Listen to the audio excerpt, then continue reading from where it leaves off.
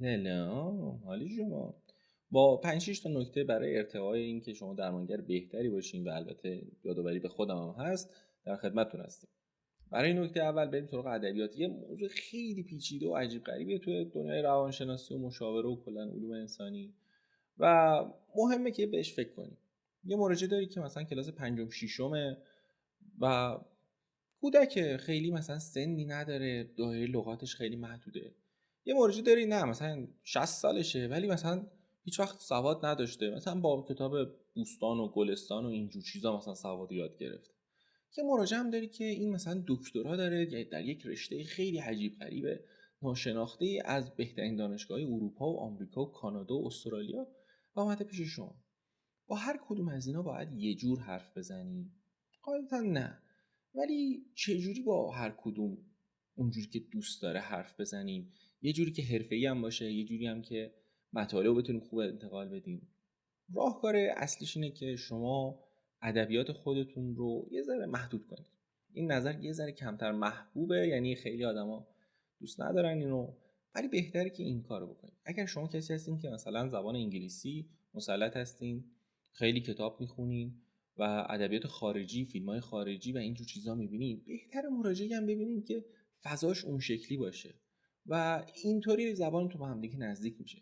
یا اگه کارتون کودکه، بهتره که ادبیات کودکانه رو در پیش بگیرید. سعی کنید از اصطلاحات اونا استفاده کنید. نوجوانا ادبیات خاص خودشون دارن و کسی که 60 سالشه و احتمالاً با بوستان و گلستان و اینجور چیزها زبان فارسی رو یاد گرفته، یه اصطلاحات مخصوص خودشو داره. ما نمیتونیم همه اینها رو پوشش بدیم. ادبیات خودتون رو یه ذره سمت و سو بدین به اون سمتی که خودتون دوست دارین. اگه مثلا دوست داری که خیلی علمی و خیلی آکادمیک باشه، خب حتما باید انگلیسی مسلط باشی، فرانسه یه ذره بلد باشی، آلمانی بلد باشی. به خاطر اینکه مراجعت احتمالاً میاد پیش تو، انتظار داره که تو اصل اینا رو هم بلد باشی. تو پیجت چه میدونم، تو مدل حرف زدنت باید از این کلمات انگلیسی، فرانسوی، آلمانی استفاده کنی. ولی اگر میخوای یک زبان عامیانه داشته باشی، زبان رسمی کشورت بهترین گزینه است. خیلی جالب نمیشه، خیلی اتو کشیده میشه، خیلی دلو میزنی یه جوری، ولی باز انتخاب خودتونه. من ترجیح همینه که زبانم به سمت زبان یه ذره تخصصی، یه ذره انگلیسی، فرانسه، آلمانی گرایش داشته باشه. ولی هر کسی میتونه انتخاب کنه که زبانش چی باشه و چطور اون رو ارائه بده. آقا یه نکته بگم در مورد زبان و اینا. بعضی موقع مراجعین ما یک لغت‌های عامیانه استفاده میکنن. مثلا میگه تو دلم پر پروانه شد. مثلا یه بچه 5 ساله اینو میگه. منظورش دلشوره است دیگه. منظورش یه حالت پیچ زدن دله، منظورش یک حالت ناآرامی در قسمت شکمشه. منظورش اینه. بهتره که بهش بگین که مثلا این دلشوره است، ولی هر دفعه که طرف گفت مثلا تو دلم پروانه میاد، شما گیر بهش ندین. مثلا اینجوری نباشید نه درست صحبت کن، این اون نیست. مثلا اینکه چه میدونم خشم و عصبانیت و اینجور چیزها رو مثلا میگه خونم به جوش میاد، نمیخواد هر دفعه بله نه آقا خونم به جوش میاد اشتباه. شما باید بگی عصبانی هست. اذیت نکنید مراجعینتون. شما لغت درستش استفاده کنید، به مرور زمان اونم یاد میگیره. خیلی از مراجعینتون بابت لغت هایی که استفاده میکنن ایراد نگیرید، به خصوص در مورد لغت هایی که مربوط به قسمت های خصوصی و اینجور چیزاست. خیلی مراجعینتون ممکنه عامیانه صحبت کنن، شما حساس نشید، خیلی تعجب نکنید. شما لغت درستش رو بگین، بعدن به مرور زمان اونم یاد میگیره. موضوع بعدی توی دنیای روانشناسی به عنوان یه نکته اینه که واکنش‌های طبیعی خودتون رو کنترل کنید. یکی از سخت‌ترین کارهایی که به من توصیه میکنم بکنم و من به بقیه توصیه میکنم و همه تقریبا تو شکست میخوریم مگه اینکه خیلی خیلی تمرینش کنیم. مثلا مراجع یه چیز عجیبی میگه، من ناخودآگاه میگم ای بابا و نباید اینو بگم. یا مثلا مراجع یه چیز خیلی مثلا جالبی میگه واقعا، خب نباید اینو بگی. باید واکنشات کنترل شده تر و اصلا رفلکسی نباشه. حالا اینکه دقیقاً اون چیزی که مراجعت میخواد یعنی تو کامل کنترل کنی و اینا، نه سخت نگیرید به خودتون، ولی سعی کنید زیاد نباشه. واکنش های رفلکسی خودتون، تیکه کلام های خودتون، لغت هایی که موقعی بحران به زبون میارین رو بشناسین. سعی کنید که کمتر توی اتاق درمان ازش استفاده کنید. اگه شما خیلی آدم متعجب باشین تو اتاق درمان، اعتماد نسبت به شما سلب میشه. احساس میکنه بابا این که من نمیفهمه، چرا همش داره تعجب میکنه. یا اگه شما بازخورد به بازخورد بدی بدین یا فحاشی بکنین که تو زندگی روزمره کاملا طبیعیه، اشکالی نداره، ولی تو اتاق درمان اگر همچین تیکه کلامایی دارین، همچین کلماتی دارین که ناخودآگاه میاد بیرون، رفلکسیه، مثلا یه چیزی میشنوی بلافاصله اونو میگی، باعث میشه یک مقدار از لول کار شما پایین بیاد.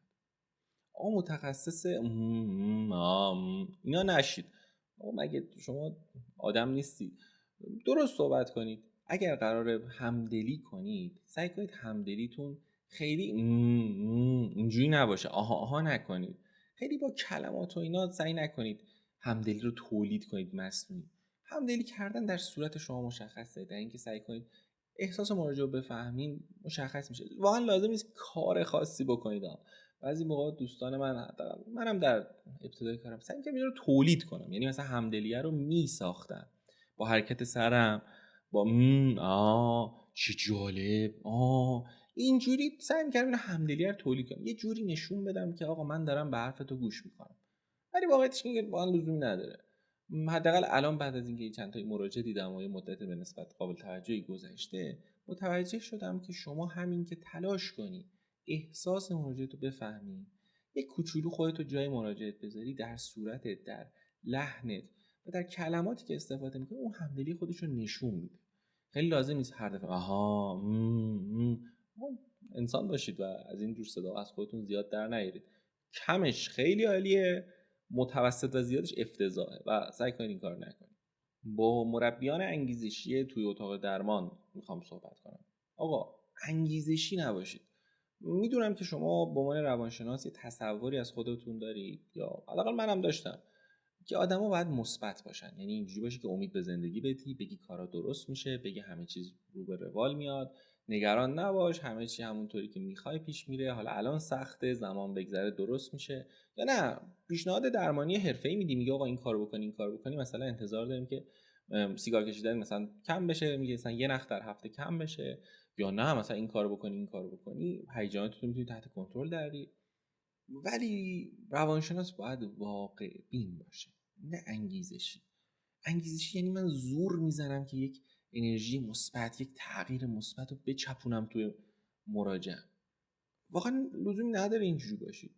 مگه دنیای واقعی همش خوشحالیه؟ وقتی طرف اومده با کلی خبر بد، با زمینه استراب، نتونسته از پس خودش بر بیاد، چه کمکی میکنه این شور و انگیزه‌ای که داری تزریق میکنی به مراجع؟ مراجع نداره اینو دیگه، پس چرا داری این کار میکنی؟ خب چیکار کنیم؟ واقعی باشید. آدما با آدم‌های واقعی خیلی حس بهتری دارن. یه ذره سعی کنید اون فیتیلش رو کم کنید، دوزش رو کم کنید، واقعی حرف بزنید. در مورد نگرانیاتون بگید، در مورد این بگید که با این مسیری که مثلا مراجعتون داره پیش میره، احتمالاً اثر بخشی درمان کم خواهد بود. به جای اینکه بگی نه تو میتونی، آره از پسش برمیای، حتما اینو ادامه بده، اینجوری نبگه آقا مثلا فلان تمرین نمی‌کنی و این تمرین نکردن به درمان ما داره آسیب میزنه، مشکلی داری به هم بگو. لزوم نداره هر جلسه بری و بیای و تمرین نکنی، بگو مشکل چیه. این خیلی بهتر از اینه که حالا اشکال نداره این بار انجام ندی، در عوض هفته دیگه با قدرت ادامه بده. یا مثلا طرف اومده با مشکل مثلا خیلی حاد خانوادگی، نه ببین درست میشه، تو ما از پسش برمیام، زمان اینو آقا نه دیگه، طرف غمگینه دیگه، طرف گیر کرده. برای چی میخوای انگیزشی باشی؟ موضوع بعدی که میخوایم در موردش صحبت کنیم کنجکاویه. مراجع شما دوست داره از شما سوال کنه، شما هم دوست داری یه جاهایی از مراجع سوال کنی.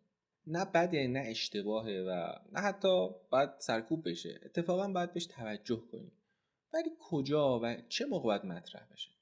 تو درمان یه موقعیتایی پیش میاد که اصطلاحاً زمان آزاده، یعنی مراجع حرف خیلی جدی نمیزنه، شما هم حرف خیلی جدی نداری و مثلا 3 دقیقه 4 دقیقه مونده که مثلا جلسه تموم بشه، یا نه مثلا جلسه تموم شده دارید با هم دست میدین و یه گپ و گفتی میکنید، یا اول جلسه است یه گپ و گفتی دارید با هم دیگه. توی این زمانهای خالی شما میتونید کنجکاوی کنید. فقط چند تا نکته که بهتره که رعایت کنید در مورد موضوعاتی که خیلی خصوصی هستن، مثل روابط جنسی، مثل مثلا چیزهایی که مربوط به پول و دارایی و اینجور چیزها میشن، یا در مورد کارهایی که مراجع نسبت به شرط خیلی کنجکاوی بهتر نکنه.